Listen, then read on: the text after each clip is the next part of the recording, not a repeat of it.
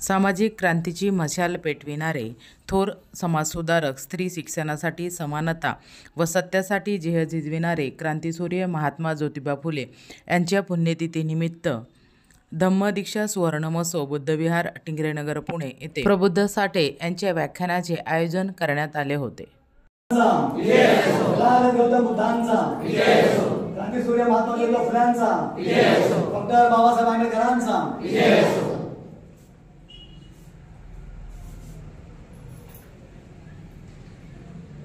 मानवतेचे भाष्यकार, मानवी संस्कार आणि संस्कृतीचे जनक भगवान गौतम बुद्ध, वैश्विक प्रणेते, लोकशाही भारताचे शिल्पकार, राष्ट्र निर्माते, महामानव डॉक्टर बाबासाहेब आंबेडकर, बहुजन प्रतिपालक छत्रपती शिवाजी महाराज, ज्यांच्या स्मृती दिनाच्या निमित्तानं आज तुमच्या समोर संवाद साधण्यासाठी एक संधी मला मिळत आहे, ते राष्ट्रपिता, समग्र व्यवस्था परिवर्तनाच्या क्रांतीचे प्रणेते राष्ट्रपिता महात्मा ज्योतिबा फुले, क्रांती ज्योती सावित्रीबाई फुले, या देशाचा लाडका राजा छत्रपती शाहू महाराज, आंबेडकरवादी लोकशाहीर अण्णाभाऊ साठे, याच महात्मा ज्योतिबा फुल्यांच्या शाळेत 3री-4थी मध्ये शिकणारे आणि ही व्यवस्था नाकारणारी हिंदू धर्म व्यवस्था आमची नाही, आम्ही धर्म नसणारी माणसं, महारामांगाच्या दुःखावरती पहिलं वाक्य करणारी मुक्ता साळवे, क्रांती रक्षक लहुजी वस्ताद, क्रांती रक्षक म्हणतोय, क्रांती रक्षक लहुजी वस्ताद, माता जिजाऊ भीमाई रमाई, राजमाता अहिल्याबाई होळकर, या परिवर्तनवादी महामानवांना, महापुरुषांना, महाविचारांना, आदर्शांना प्रथमतः अभिवादन करतो, कोटी कोटी प्रणाम करतो. आजच्या कार्यक्रमाचे अध्यक्ष आदरणीय सर्वदे सर, या ठिकाणी आदरणीय आमचे सहकारी मार्गदर्शक मिलिंद माचले साहेब, ज्यांनी माझा परिचय करून दिला, ते दळवी सर, यादव साहेब या ठिकाणी उपस्थित आहेत, चावरे साहेब, तर तुमचे मित्र अनिल रणवे सर येणार होते पण वयाच्या त्यामुळे आले नाहीत, आणि उपस्थित माझ्या समोर बंधूंनो, छोट्या दोस्तांनो आणि भगिनीनो, आईनो, पत्रकार बंधू, सर्व संयोजक, खरं मध्ये गेले 30 वर्ष हा काय हे चॅनलसाठी माईक आहे, माझा आवाज तुम्हाला खणखणीत आहे लक्षात, आणि 10 वर्ष मी असाच राहिलो आयुष्य तर सारा महाराष्ट्र मी प्रबुद्ध केल्याशिवाय राहणार नाही. खरं तर गेले 30 वर्ष पूर्णवेळ बुद्ध फुले आंबेडकर चळवळीचं काम करत असताना, पूर्णवेळ धम्म प्रचारकाचं काम करत असताना, ज्यावेळी मला आंबेडकरवाद कळला, आणि 30 वर्ष आज महाराष्ट्रामध्ये माझ्यासारखा श्रीमंत कोणीच नाही लक्षात.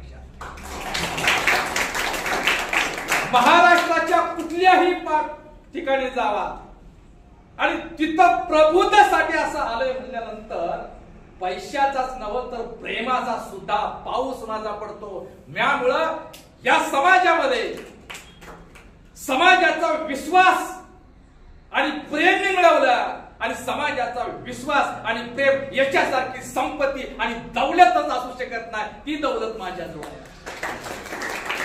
बीडमध्ये 20 रुपये असताना 2006 ला धम्मक्रांतीच्या सुवर्ण जयंतीच्या निमित्तानं मातंग बंधूंच नव्हे तर बहुजन बांधवांनो चला आपल्या बुद्धाच्या घरी अभियान चालवत असताना, या बुद्ध विहाराचं सुद्धा नाव आहे धम्मक्रांती सुवर्ण जयंती, धम्मदीक्षा सुवर्ण जयंती महोत्सवाच्या.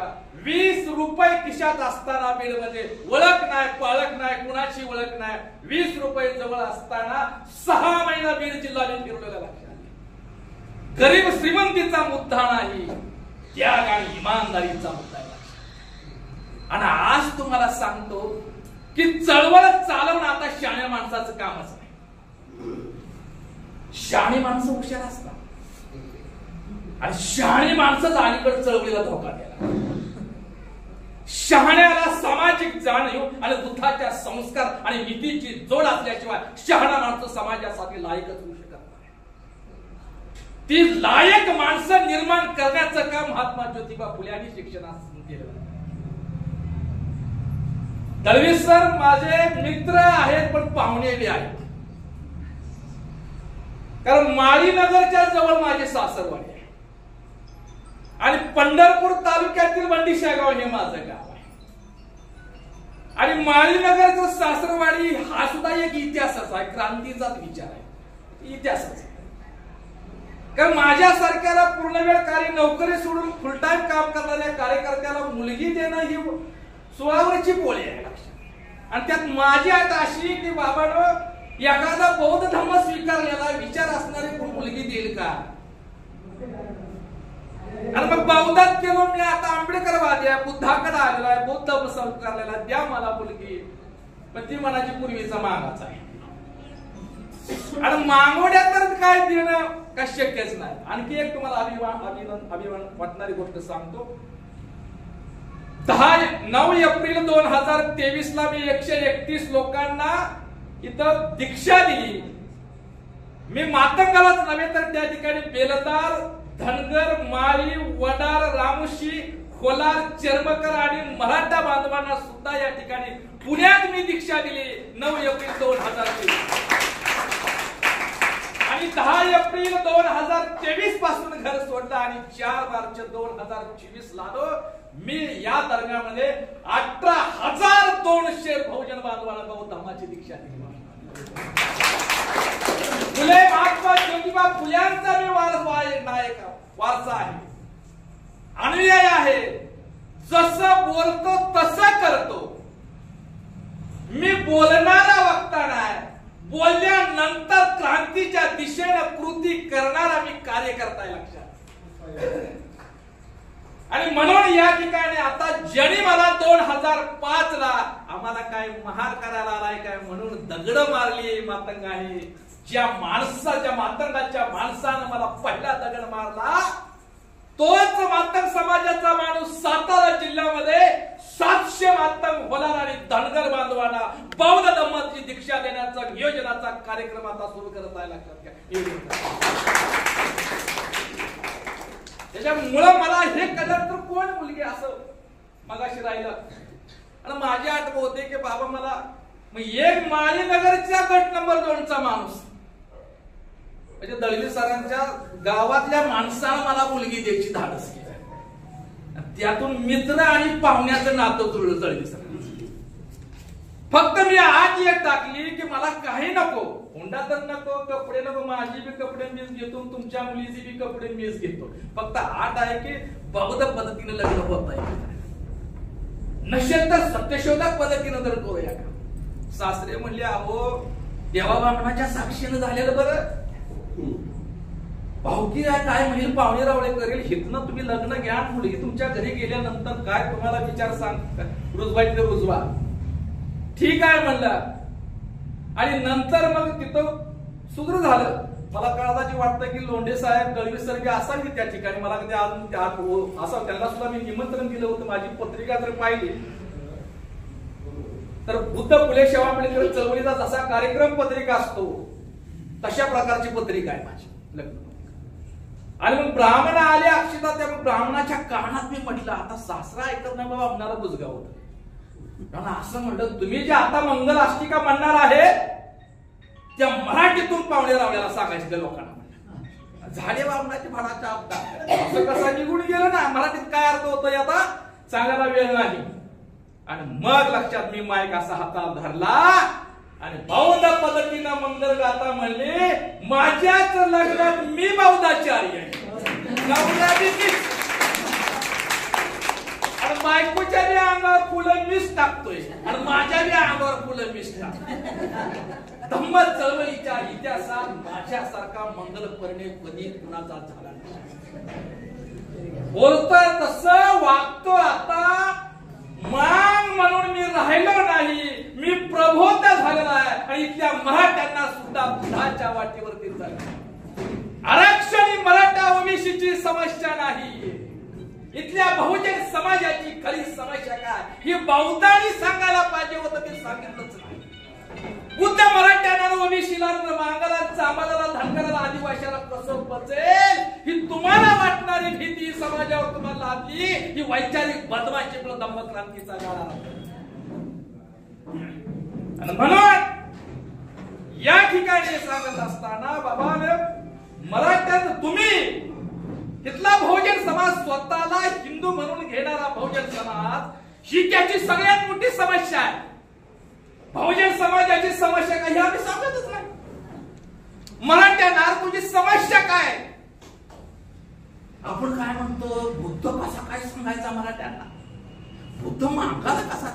आता तुम्ही बौद्धाने खिडकी वगैरे पलीकडे मागवाडा खिडकीने सुद्धा बुद्धांचं गच्चाने आम्ही म्हणायला पाहिजे. आणि सारा भारत बोलतो सामाला, ओबीसीला, धनगराला, आदिवासींना इथला हिंदू म्हणून घेणाऱ्या बहुजन समाजा पूर्व आश्रमीचा बौद्धा याला त्याची जाणीव तुम्ही करून देत नाही. हिंदू स्वतःला तुम्ही हिंदू समजता ही तुमची सगळ्यात मोठी समस्या आहे. आता तुम्ही स्वतःला बौद्ध म्हणून पुनर्जीवित करणं हाच बहुजन समाजाचा विकास आणि परिवर्तनाचा मार्ग आहे हे सांगायला सुरुवात केली पाहिजे. तर सारा भारत बौद्ध नाही तर जात्यांतून माणूस आणि समाज आणि राष्ट्र निर्माण करण्याचं काम. आणि म्हणून महात्मा ज्योतिबा फुल्यांनी शिक्षणाच्या माध्यमातून शैक्षणिक क्रांती केली आणि माणूस, समाज आणि राष्ट्र निर्माण करणारा शिक्षणाचा सिद्धांत आणि शिक्षणाचं कार्य महात्मा ज्योतिबा फुल्यांनी केलं. मी भगवान बुद्धानंतर आम्हाला काळजामध्ये आणि पोटाशी कवटाळण्याचं काम महात्मा ज्योतिबा फुल्यांनी केलं. काय भगवान बुद्धांच्या नंतर 2000 वर्षानंतर महात्मा ज्योतिबा फुल्यांनी आम्हाला पोटाशी कवटाळण्याचं काम केलं. 1000 वर्ष आमच्या 14 तळ्याच्या अगोदर 1000 वर्ष आमच्या तहानजलेल्या मुखालाच नव्हे तर 1000 वर्ष इथल्या धर्म व्यवस्थेनं मेलेल्या श्वासाला जिवंत करण्याचं काम बुद्धानंतर जर कुणी केलं असेल तर ते महात्मा ज्योतिबा फुल्यांनी केलं. म्हणून महात्मा ज्योतिबा फुल्यांना बुद्ध, कबीर आणि नंतर गुरुचं स्थान, तिसरं स्थान हे डॉक्टर बाबासाहेब आंबेडकर आणि महात्मा ज्योतिबा फुल्यांना केलं. बाबासाहेब आंबेडकर सारखा वैश्विक प्रणेते असणारा महामानव महात्मा ज्योतिबा फुल्यांना गुरुस्थानी मानतात. यातच महात्मा ज्योतिबा फुल्यांचं कर्तृत्व आणि मोठेपणाची साक्ष आहे. शिक्षण हे सामाजिक अधिष्ठान, शिक्षणाशिवाय समाज परिवर्तन होणार नाही. शिक्षण हे राष्ट्र निर्माण करण्याचं साधन आहे आणि शिक्षक हे राष्ट्राचा रथचालक आहे. आणि शिक्षण व्यवस्था समग्र क्रांतीच्या परिवर्तनाचा खरा पाया हे शिक्षण आहे. शिक्षणाशिवाय व्यवस्था परिवर्तन होणार नाही हा विचार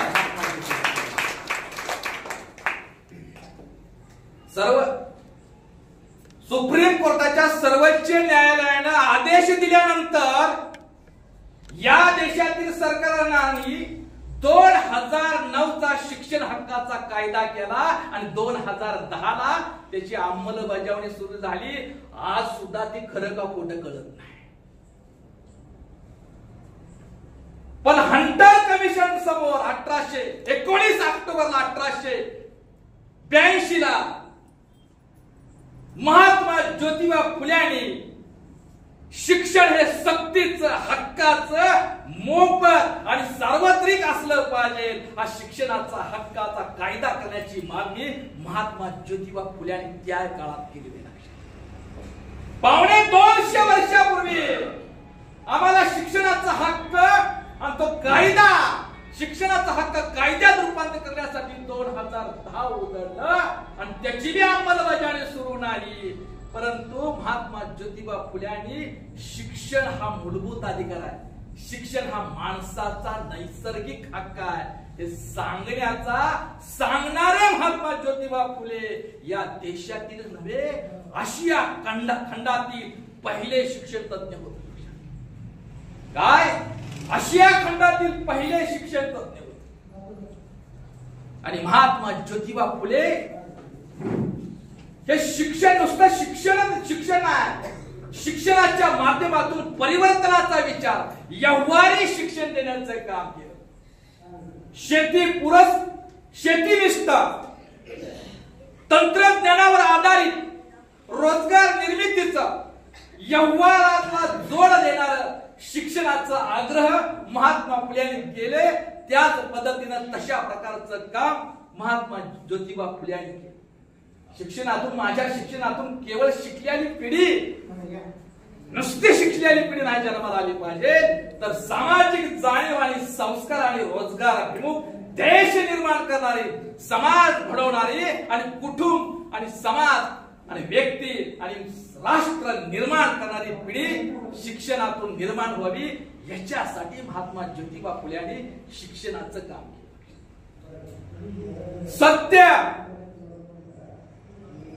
सत्य बोलणं, सत्य सांगणं, सत्य वागणं आणि सत्याप्रमाणे समाज तयार करणं ही जगातला सगळ्यात मोठं धाडस आहे.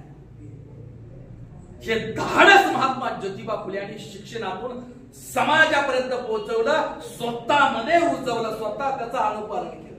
सत्य सर्वांचा आधार, बाकी सर्व अंधार. काय? सत्य सर्वांचा आधार, बाकी सर्व. सत्य सर्वांचा आधार, बाकी सर्व अंधार. अशा प्रकारची भूमिका महात्मा ज्योतिबा फुले यांनी मांडली.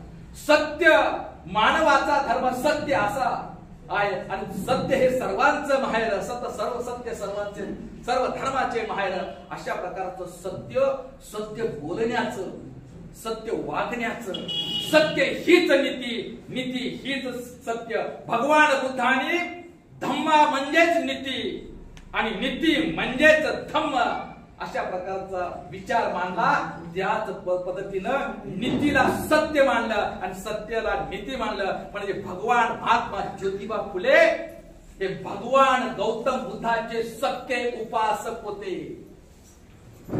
महात्मा ज्योतिबा फुले भगवान बुद्धांचे खरे अनुयायी होते, खरे उपासक होते आणि भगवान बुद्धांच्या विचाराचा आणि तत्वज्ञानाचा प्रभाव महात्मा ज्योतिबा फुले यांच्या व्यक्तिमत्वावर आणि त्यांच्या कार्यावरती प्रभाव होता. लक्षात. सत्य खोटं म्हणजे आपण म्हणतो ना, मुस्सावादा वेरमणी सिक्का पदम समाधामी, हे महात्मा ज्योतिबा फुले 250 वर्षावर सत्य सांगत होते. सत्य शोधक समाजाची स्थापना केली. आणि सत्य, मग सत्य का? सत्य न बोलण्यामुळे नुकसान होते, सत्य बोलण्यामुळे नाही. एका शेतकऱ्याची केस वकिलाकडे होती. शेतकरी अज्ञान होता, अशिक्षित होता, अडाणी शेतकरी होता आणि त्या वकिलाला वाटलं की उलट तपासणीमध्ये सरकारी उलट तपासणीमध्ये हा शेतकरी काय टिकणार नाही आणि त्याच्यामुळं याला आपण एक उपाय सांगूया म्हणून त्यानं वकिलानं शेतकऱ्याला खोटं बोलायला सांगितलं. कोर्टात गेला, सरकारी वकिलानं काही जरी विचारलं, काही सुद्धा बोलायचं नाही. एवढं म्हणायचं, बे शेळी कशी वरडते, बे एवढंच म्हणायचं, काही बोलायचं नाही. उभा राहिला, खटला, कोर्ट सुरू झालं, न्यायाधीश महाराज आले आणि सरकारी वकिलानं विचारलं, तुझं नाव काय? बे.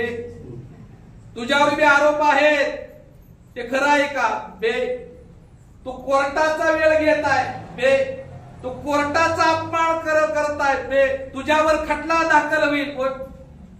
प्रत्येक प्रश्न विचारायला लागला काय ह्या बेच म्हणायचं. आणि मग ते म्हणला, त्याचा वकील उठला, महाराज न्यायाधीश महोदय, हा शेतकरी अडाणी अशिक्षित आहे, त्याला बोलता येत नाही, त्याला बेशिवाय दुसरं काहीच बोलता येत नाही. निकाल लागला, शेतकऱ्याच्या बाजूने निकाल लागला आणि कोर्टाच्या बाहेर शेतकरी आला, आनंद झाला. बाहेर गेटच्या बाहेर जायला लागल्यानंतर त्या वकिलांना आरोप, अहो तुमचा सरकार निकाल मी लावून दिला, तुमच्यासारखा निकाल लागला, किती वर्ष झालं शेती जवळ तुमच्यावर आहे, निकाल मी लावला आणि माझी फी. शेतकरी म्हणाला, बे. म्हणजे खोटं बोलल्यामुळं, बोलायला लावल्यामुळं नुकसान होत. म्हणून शिक्षणाच्या पाठीमागची भूमिका महात्मा ज्योतिबा फुल्यांची होती, ती सत्याची होती. सत्याची भूमिका होती, सत्याची भूमिका होती. म्हणून बुद्धांचं जे आहे, सत्य बोलणं, खोटं न बोलणं आणि सत्य बोलायला शिकवणं. म्हणून सत्य हा सर्वात सत्य, सर्वांचा आधार, बाकी सर्व अंधार. यांचं शैक्षणिक कार्य व सामाजिक कार्य 3रं वर्ष आम्ही आपल्या समोर बोलतोय. विषय मला तोच आहे, पण बदलत्या विषयावर. आता महात्मा फुल्यांनी विधवा विवाहाचा, सती प्रतिबंधक या ज्या काय गोष्टी आहेत त्याचा कालबाय आजकाल त्या उरल्या नाहीत, अपवाद सोडून. मग आता फुल्यांची गरज काय? आता फुल्यांच्यावर का बोलायचं, भाष्य करायचं? फुल्यांचा स्मृती दिन आपण कृतज्ञता म्हणून साजरा करणारच.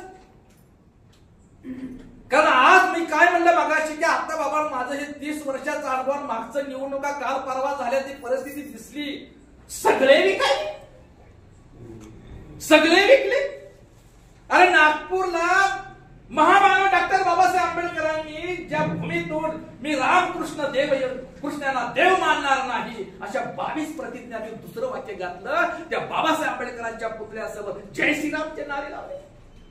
सुरेखाताई कुंभारे आणि जोगेंद्र कवट यांच्या समोर लाजा नाही वाटल्या.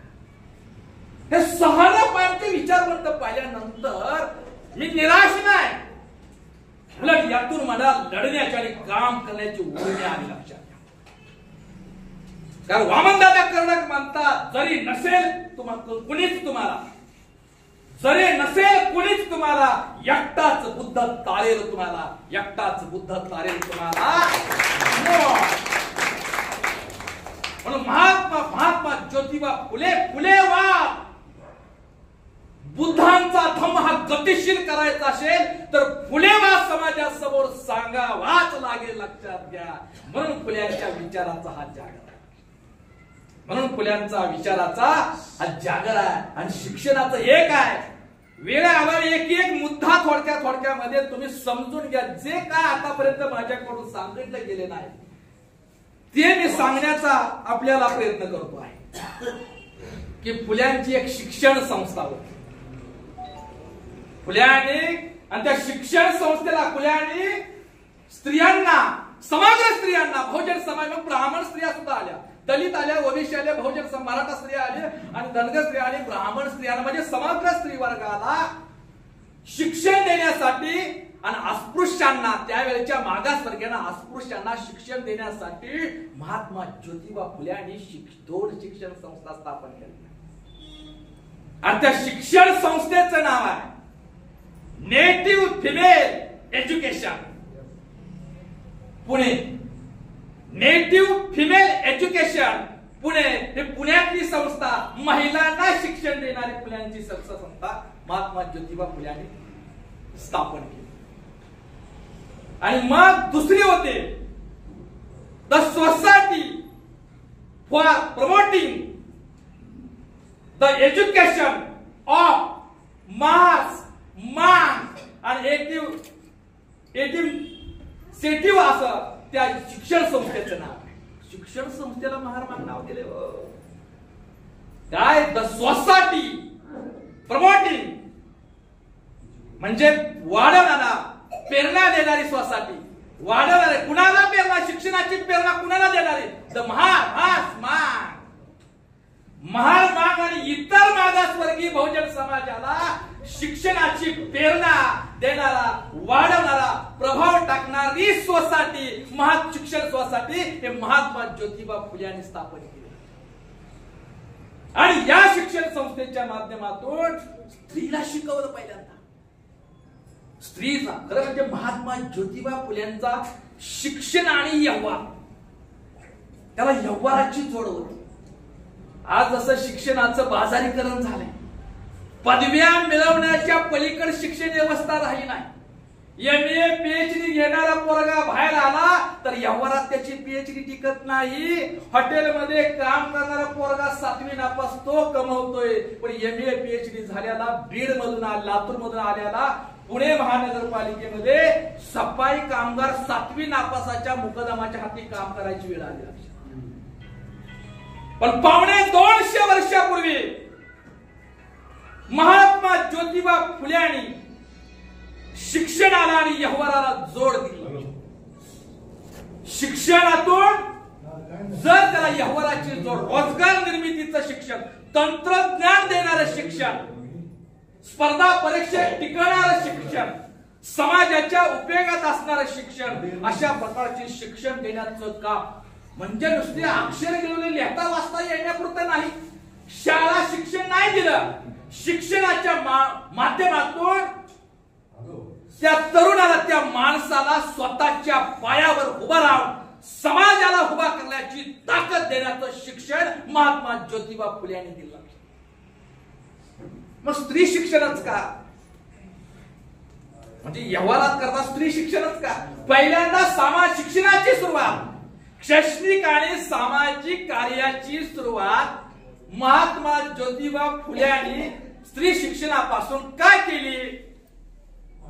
कारण इथली व्यवस्था, आपण म्हणतो स्त्री शक्ती ही राष्ट्र शक्ती आहे, हे ओळखण्याचं पहिलं काम हे महात्मा ज्योतिबा फुले यांनी केलं. एक स्त्री जर शिकली तर केवळ ते शिक्षण केवळ तिच्यापुरतं राहत नाही, तर कुटुंब, समाज आणि राष्ट्र निर्माण करण्याची ताकद हे स्त्री शिक्षणाच्या माध्यमातून निर्माण होते.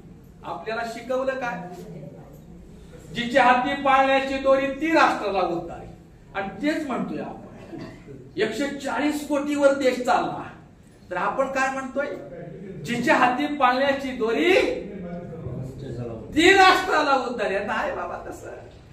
जिच्या हाती शिक्षणाची दोरी, जिच्या हाती कुटुंबाची दोरी, जिच्या हाती समाजाची दोरी ती राष्ट्राला उद्धारी, हा विचार महात्मा ज्योतिबा फुले यांनी शिक्षणाचा.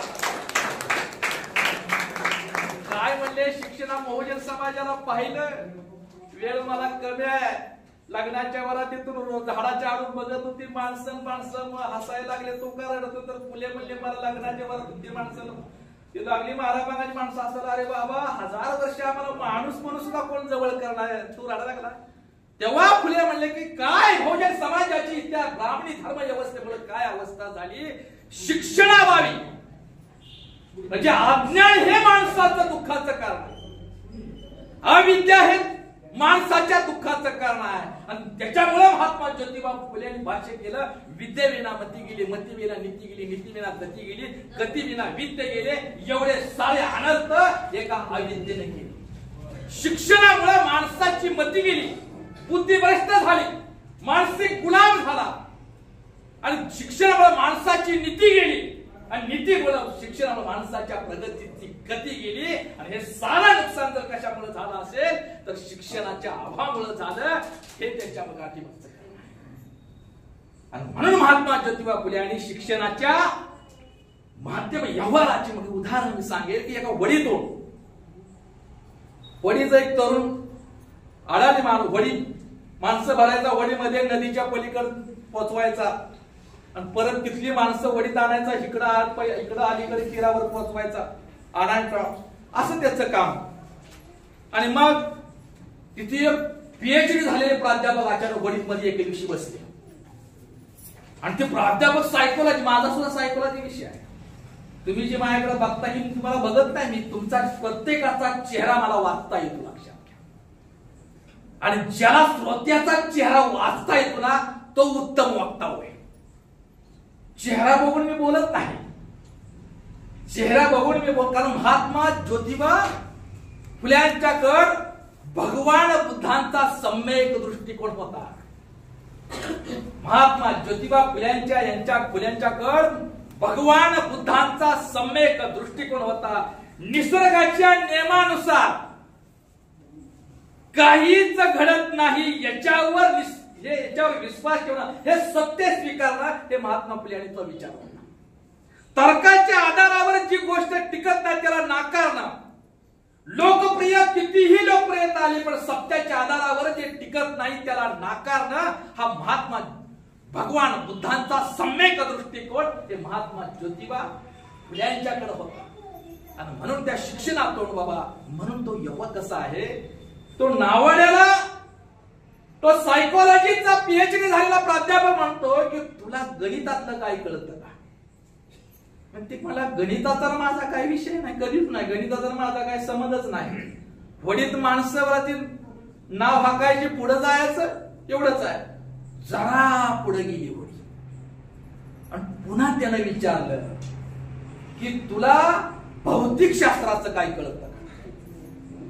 त्याला पहिल्यांदाच ऐकलंय म्हणला भौतिक शास्त्र.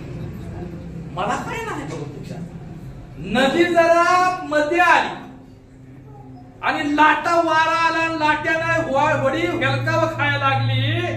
मग नावाडीतला मुलगा म्हणतोय की प्राध्यापक साहेब तुम्हाला पावता येतंय. पहिल्यांदा म्हणला गणित तुला येत नाही, तुझं 25% आयुष्य वाया गेलं. तुला भौतिक शास्त्र कळत नाही, तुझं 50% आयुष्य वाया गेलं. आता मध्ये आली होडी आल्यानंतर हेलकाव खायला लागली, वार लाटा निर्माण झाल्या आणि तो मुलगा म्हणाला की प्राध्यापक महोदय तुम्हाला पावता येतं का? प्राध्यापक म्हणले नाही. आता तुमचं 100% आयुष्य एमए पीएचडी झालेले सायकोलॉजीचे प्राध्यापक, भौतिक शास्त्राचं गणिताचं ज्ञान होतं बुडालेला. शिक्षण तुम्हाला स्वतः बरोबर समाजाला आणि देशाला तारणारं शिक्षण असावं.